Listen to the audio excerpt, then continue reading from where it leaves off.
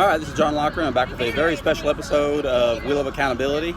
I can't think of a better place to use my freedom of speech than right here, where freedom of speech was guaranteed to us in the Constitution at Independence Hall in Philadelphia, the city of brotherly love, where our forefathers guaranteed us freedom of speech, certainly with limits, and I feel that I am well within those limits and more than that, fulfilling a duty that I have to share my story in hopes that it can make things better for others. I have quite a few new viewers of this page, followers of this page, so I want to give a brief synopsis of what's kind of led to this point. I was a 25-year officer of the Travis County Sheriff's Office in Austin, Texas. I worked my way up to sergeant. I received many awards and very little discipline. And again, I was very well respected. I was never a problem employee. But when I became an employee that had a problem, the Travis County Sheriff's Office administrators completely turned their back on me. Deputies and other supervisors didn't, but the administration absolutely did. In September 18th, 2014, one of my assigned troops died in the line of duty. And it is something that I was not prepared for. It's something that I don't think any leadership training class can prepare you for. It's tragic, and you have to move on. You have to continue doing your job, but you can't be afraid to ask for help. And the Travis County Sheriff's Office had nothing in place to really help their officers in any kind of critical incident. For the year after her death, I was taking care of the other deputies, and I wasn't practicing what I preach, which is you got to take care of yourself before you can take care of others. And in retrospect, I was not taking care of myself.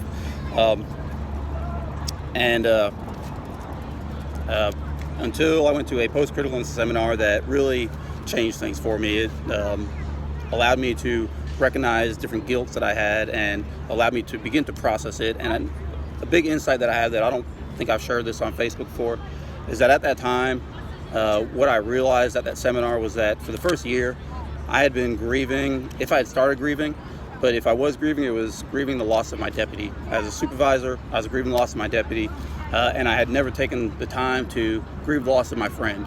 And that seminar opened up my eyes to that, and once it was, it allowed me to begin grieving and to address things and to climb out of that hole, with helpful hands guiding the way. But so that seminar was very critical in me, and as a result, when I came back to the sheriff's office, I began doing things to what I felt was honoring my deputy. And I'm not going to get into details of all those. You can look at previous videos, but it led to, I guess, the administrator had concerns over how I was grieving.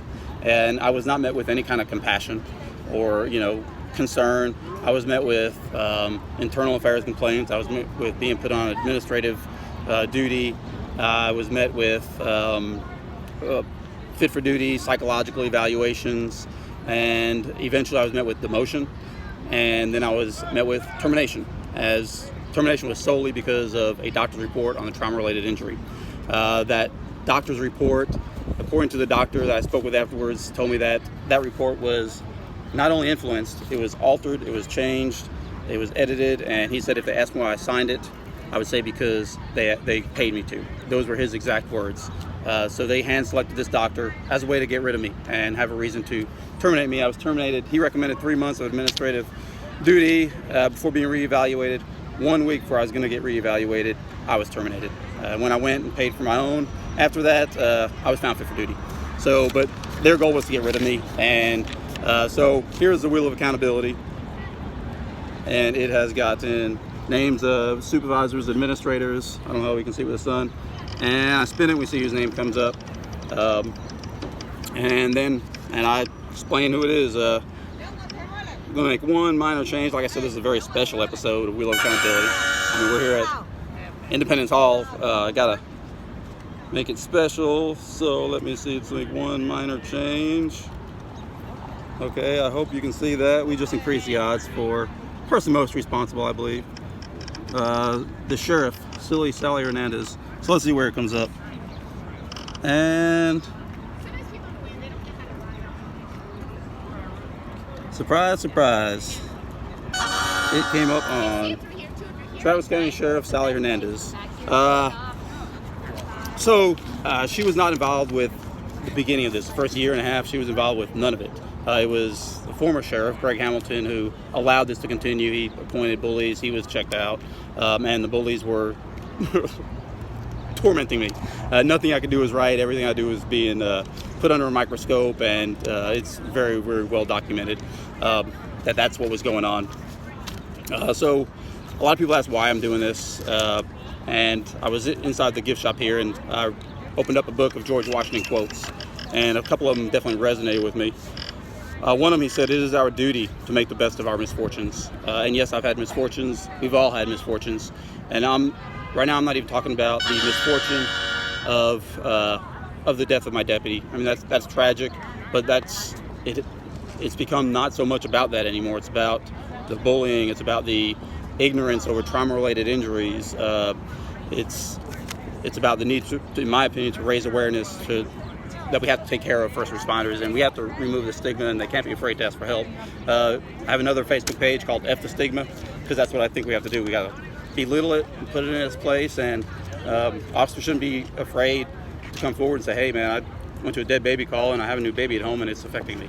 And right now in some cases they're not allowed to do that. Most agencies are on board with that, but Travis County Sheriff's Office definitely wasn't. I hear they're getting better, but I'm the example of what happens when you come forward. I got demoted and then terminated. So, yeah, I'm doing my best to make the best of misfortunes, and I'm not going away. Sheriff Hernandez, I'm not going away.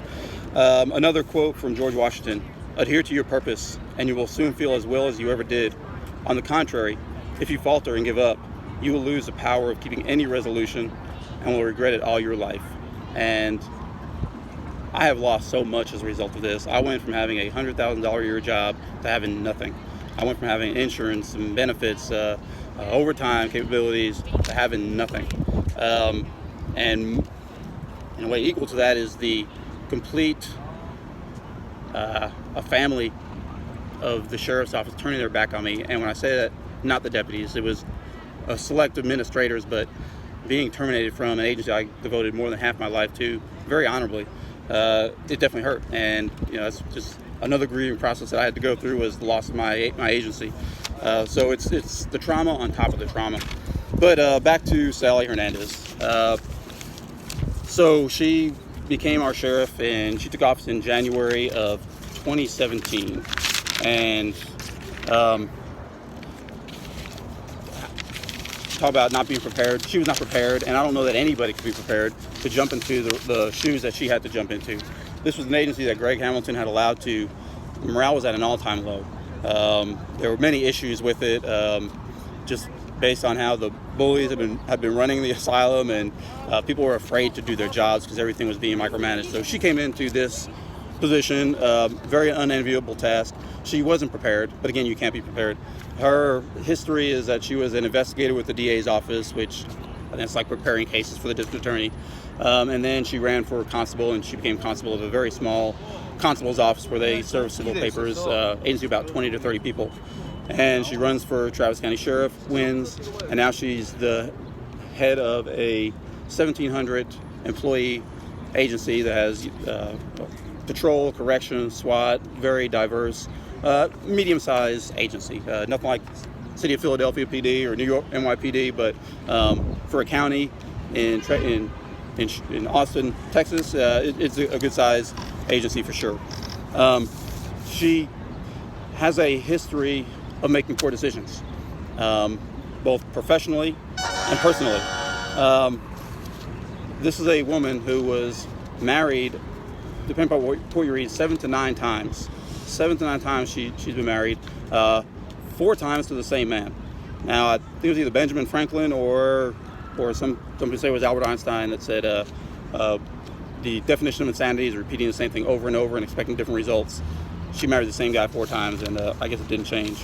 Her current husband, now there were some personal things I know about her that I'm not getting into, but her current husband was a former police officer with the Austin Police Department. He was fired for family violence, I believe prior to them getting married, and she was not the victim. He was recently, within the last year or two, fired from Department of Motor Vehicles in Texas for sexual harassment.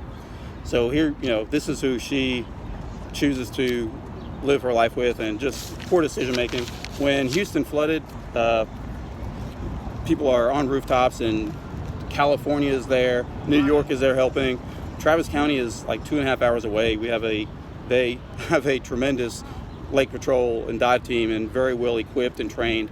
It was 72 hours amid public pressure and news reporters questioning why she wasn't sending anybody before she finally sent help, and very limited resources, but at least she sent help. So there has been other things, just poor decisions that she's made. She's not very present. I'm going to get into some good decisions that she made at the end of this, because I always like to end on a positive note. She testified in a hearing that she does have a history of mental illness in her family, and which I'm not saying that to criticize her in any way, but it confuses me as to how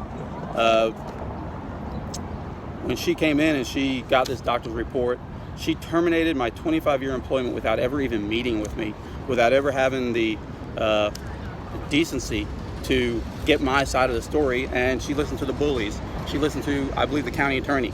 I believe she's a puppet. I've used that term for her before, and I don't shy away from calling them like I see them. I believe she was a puppet for the county attorney, and to terminate a 25-year employment, she was in her 3rd month in office when she terminated me. It's very hard to process, and then you get into the history of some of the other the bullies I'm talking about, with arrests and perjury and everything that they've done. It became more difficult to process. So she testified that she was doing what was best for me and my family, and if that's the case, I don't understand how she could say that based on the fact that she didn't meet with me and she just terminated me. So it is not what's best for me and my family. Financially, emotionally, mentally, it was not. But going back to that quote of adhere to your purpose and you'll soon feel as well as you ever did, I do feel as well as I ever have. Spiritually, mentally, knowing I've made it through this, and every time you get kicked in the hole, every time you get out, it gets a little bit easier to get out, in my opinion. So that's Sheriff Sally Hernandez and her role in this, which again is minimal, but she terminated me and she needs to be held accountable, whether she's a puppet or not. To terminate me without even meeting with me is on the Constitution. Police officers, their job is a constitutionally protected item, if you will, and they have to be afforded due process. Part of that due process is, it's called a watermill hearing. She has to meet with me. She didn't do that. There was a district court appeal right now, and I'm hoping that the case gets reheard and I get reinstated. But we'll see. Moving on over a lot of it, but I will not quit the fight, and I'm not going away, Sally. So I'm still here. Positive things that she's done that I'll give her credit for. There were a lot of leaders within the Travis County Sheriff's Office that certainly could have stepped up and helped her, been useful resources for her. Well, she promoted one good captain from within. He's left since then because he couldn't tolerate it, I believe. She brought in another good captain who was a good leader. He left, and this was a very good friend of hers. 2 people that are still there that she brought in, Major Revelo, and I've heard mixed things about him, but my experiences with him, which is all I can comment on, have been very positive. And I believe he is there to do what's best, but again, they walked into such a horrific situation, were listening to the wrong people, misled, and probably the best thing she did is bringing in Chief Johnson. Chief A.J. Johnson is a stand-up guy. His history shows that. There was another deputy that was recently recommended for termination, and when it went to Chief Johnson's desk, he listened to the employee and found out that it wasn't even a policy violation and issued no discipline whatsoever. So he is a reasonable man. If I had had him or Major Revelo within my chain of command while this was going on, it wouldn't have gotten to this point. So I will end with another quote from George Washington, and this one I guess is directed towards Sally Hernandez and everybody, because it's another good quote. George Washington said, "To err is nature, to rectify error is glory." And she knows all this stuff. She knows that the doctor's report was influenced and changed, but she's done nothing to fix the situation. So do I think she's going to do that? No, I don't. I'm hoping district court does, but I'm not putting my eggs in that basket. But anyway, that's live from the city of brotherly love. Got the Liberty Bell is right behind me in a glass container. We saw that last time we were here on our Major League tour. Signing off. Sorry it went so long, but another special episode.